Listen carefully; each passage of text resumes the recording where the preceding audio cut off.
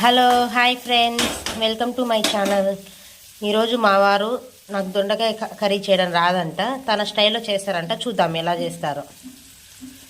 ఇగో దొండకాయలు ఇలా రౌండ్గా కట్ చేసుకొని పోపు వేసుకొని ఆనియన్స్ వేసుకొని ఆనియన్స్ ఫ్రై చేయాలి. ఇలా గుర్తుకొచ్చినప్పుడు అలా కలుపుతూ ఉండాలి. మర్చిపోయినప్పుడు మర్చిపోవాలి, గుర్తొచ్చినప్పుడు కలపాలి. కొంచెం ఆనియన్ ఫ్రై అయ్యాక దొండకాయలు కూడా వేసుకోవాలి. కొంచెం అల్లం ఎల్లిపాయ కూడా వేసుకోవాలి. కొంచెం సాల్ట్ వేసుకోవాలి దొండకాయలు దగ్గరికి అవ్వడం కోసం.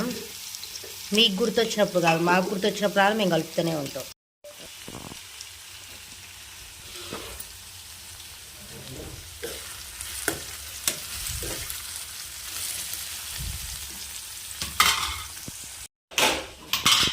ఇగో అలా కలుపుకోవాలి. ఎలా చేస్తావు చెప్పొచ్చు కదా నాకు.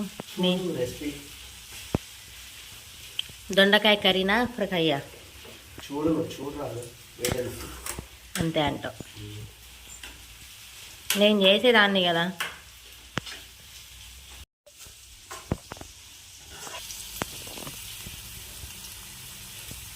ఇంకా కొంచెం దగ్గరికి అవ్వాలి. కొంచెం పసుపు,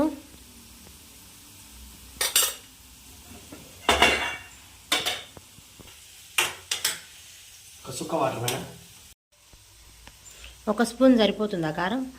2 స్పూన్స్ కారం వేస్తాను. ఇందాక ఆల్రెడీ కొంచెం సాల్ట్ వేసాను కాబట్టి ఇంకా కొంచెం.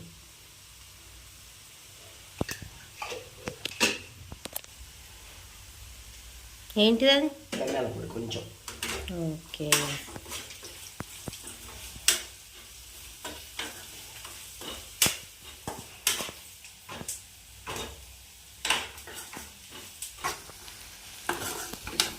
చూస్తుంటే అయితే మంచిగానే ఉంటట్టు కొడుతుంది. స్లిమ్ మంట మీద పెట్టాలండి. సిమ్ వన్నా సిమ్ టూనా? స్లిమ్ మంట. బట్ ఏంటంటే మారుతుందని కర్రీ చేసేటప్పుడు జోకండి. కొంచెం కొత్తిమీర కనిపించినట్టు కొంచెం వేసుకుంటే చాలు. అంటే మా ఇంట్లో కొద్దిగా ఉంది కాబట్టి కొంచెం వేసుకున్నాం. ఫైనల్లీ ఇలా దగ్గరికి అవ్వాలి. దగ్గరికి అయినాక బంద్ చేసుకొని వేడి అన్నంలో కొంచెం పెట్టుకొని తినాలి.